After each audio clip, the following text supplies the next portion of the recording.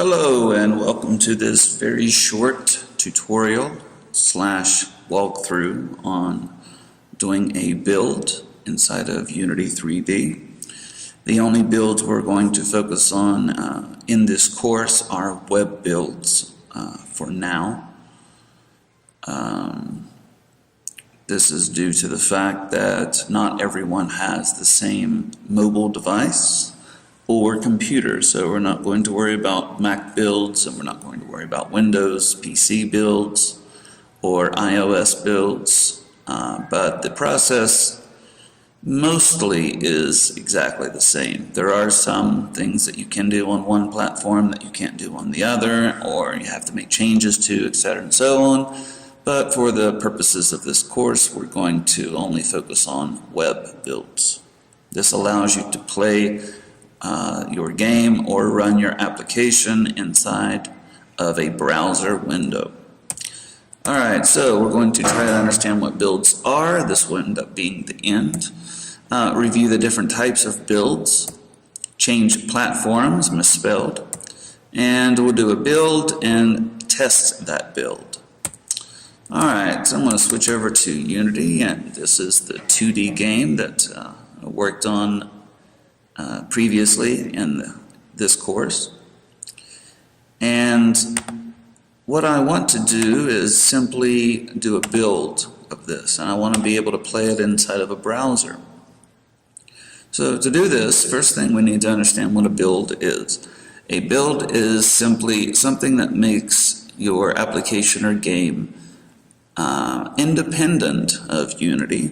It makes it able to run by itself inside of whatever device that you deem worthy. In a nutshell, it's just to actually be able to publish or distribute whatever you've created, whether that be in Unity or another platform or engine. Alright, so to check your settings for this, we're going to go to File, Build Settings. And we can look inside of these different platforms, and these would be the different types of builds that you can make. Now, when you pick one of these, yours might look different from mine. It might look like something like this. It says no iOS module loaded. Now, by default, whenever you download Unity, it only comes with the PC, Mac, and Linux standalone build already included. And these other ones, Android, iOS, tvOS, you need to download these modules if you want to actually distribute to these devices. You just go to Open Download page. It will open automatically to where you need to go to just download it. Once you download this, you can install it. Used to be that you had to pay for different builds, but now they just let you do it to whatever build you want, mostly. Alright, so the one that we're going to focus on is this one, WebGL. Alright, so we're going to select WebGL and we'll open download page. Go ahead and click Save. And it's 173 megabytes, so I will pause this video while it is downloading. Alright, so the download has completed. Go ahead and click here. Alright, and I'm running this on OS X El Capitan, but it should be the same on Sierra or Yosemite or on a PC. Alright, so continue. Let my spinning wheels spin. Yes, I agree to your terms. Install. And it's 500 megabytes, so it might take a minute to install. Apparently not. Nice. Alright. So now we can switch over to Unity, and it looks like nothing has changed. The thing is, once you install a new module, I'm pretty sure you have to reopen build settings. Now that might not even work. You might actually have to reload Unity. So let's go ahead and check. Yeah. You can see it has moved it up to the top. Now why did it move it to the top? Well, the ones that you actually have the modules installed, will always be at the top. Alright, so I'm going to go ahead and exit out of Unity. And we'll load it again.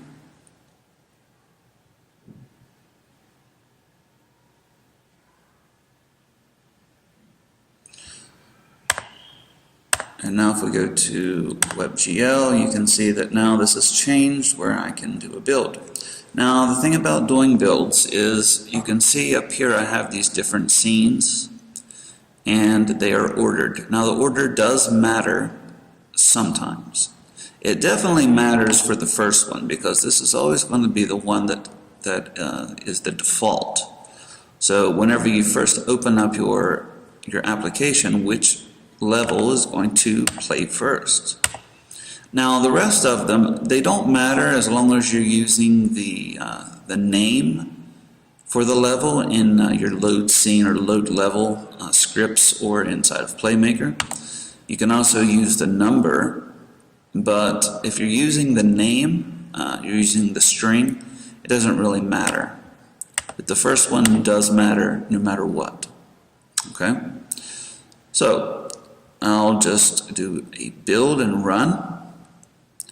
And what you'll see is right now it's on PC, Mac, and Linux standalone. And you can see here the little Unity icon indicates which one it's going to do a build for. Now you can't just select which one you want to do a build for. If I were to have this selected and then choose build and run, even though I have WebGL selected, it's technically not selected, it's just highlighted. The one that's selected has the Unity icon. If you want to switch platforms, you have to select the one you want to switch to and then choose select platform. And what this will do, it will re-import all of your different scenes for this certain platform. Some things can't, well, whenever you're actually making things for different devices or different platforms, there are different ways that Unity runs on each one of those. There are different ways that all of the assets will actually be on the devices. So Unity needs to re-import all of them to meet those specific criteria for that platform. So anytime you switch to a different platform and do a different build of your game or application for that platform, you'll have to re-import all of your assets. Now Unity will do this for you automatically. You just have to click Switch Platform. Now I'll pause this while it's re-imported. No, I guess that was pretty quick. Yours might not be as quick. My computer is a little bit better than most of my students' personal computers. Alright, so you might actually have some errors, and what you'll find is a lot of the things that work on some devices, some platforms, don't work on others, and Unity will warn you about this. I'll just go ahead and clear, and I'm not worried about a caution. Alright, so if I go back to my build settings and then do a build and run, it's going to ask me then, where do I want to save it? I'm going to save it on my desktop, and I'll call this 2D build. Click Save, and now it starts to build the game. Now, while this is doing this, while it's doing the build, you can see what it's doing. Maybe you'll have errors, maybe you won't. If you do, you'll have to go back and check the console to see what errors have been produced and investigate how to fix them. If you just choose build, what will happen is it won't automatically run it. It will just make the file for you and throw it up wherever you have indicated. If you say on the desktop, it'll be in the desktop. And most of the time, these will be in folders. Okay.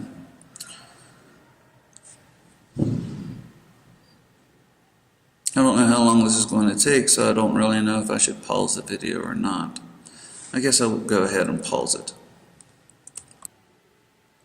Okay, so the build has finished, and as you can see by my clock, it took a while. It took about 10 minutes, maybe a little bit more, maybe a little bit less, give or take.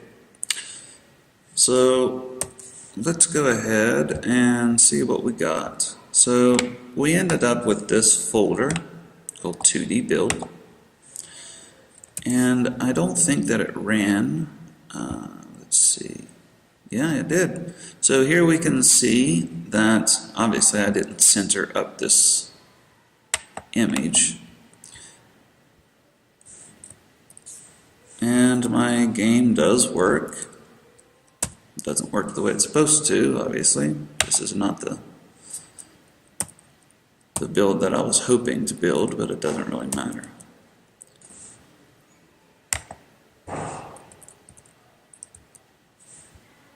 And you can see that I'm not inside of Unity, and you can see that I did forget to remove a state label.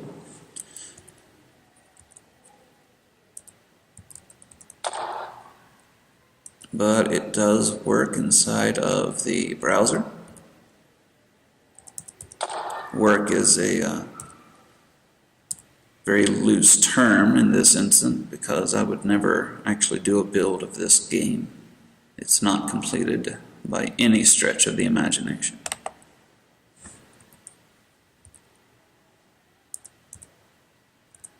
Okay. So,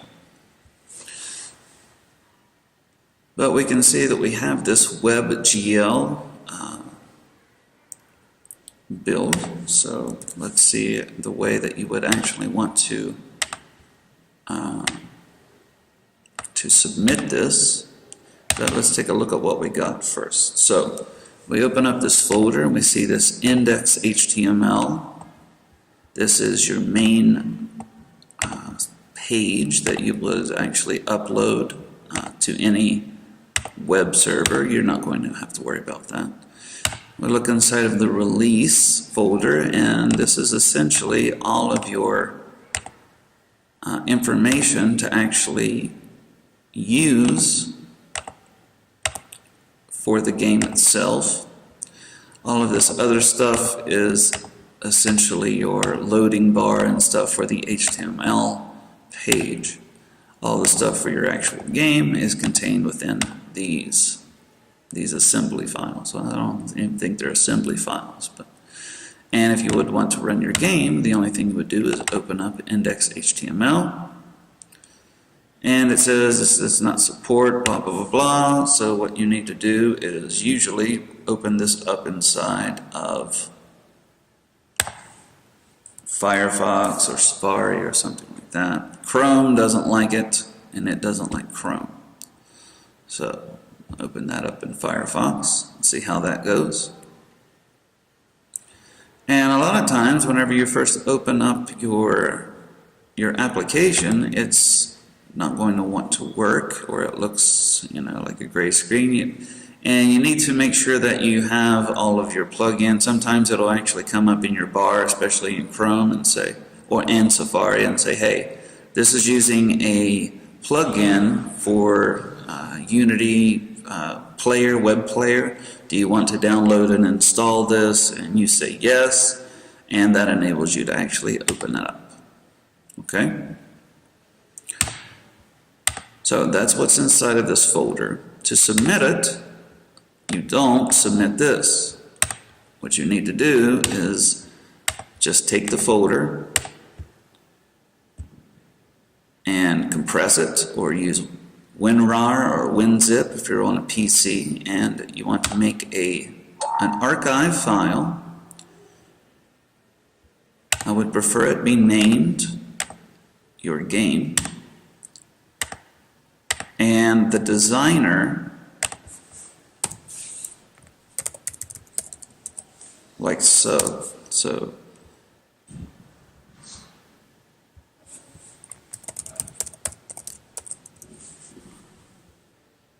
the name of the designer for your team, and then the name of the game. So then you'll take this file and you'll upload it to Turnitin. That's it. Alright, so that concludes this walkthrough for making a build and how to prepare it for submission. I hope this covered what you needed to know. This is the same information that I'll be showing or have shown, depending on when you watch this, in class. If you missed class for whatever reason, this is what was covered. All right, so that concludes this, and have a nice day. See you in class.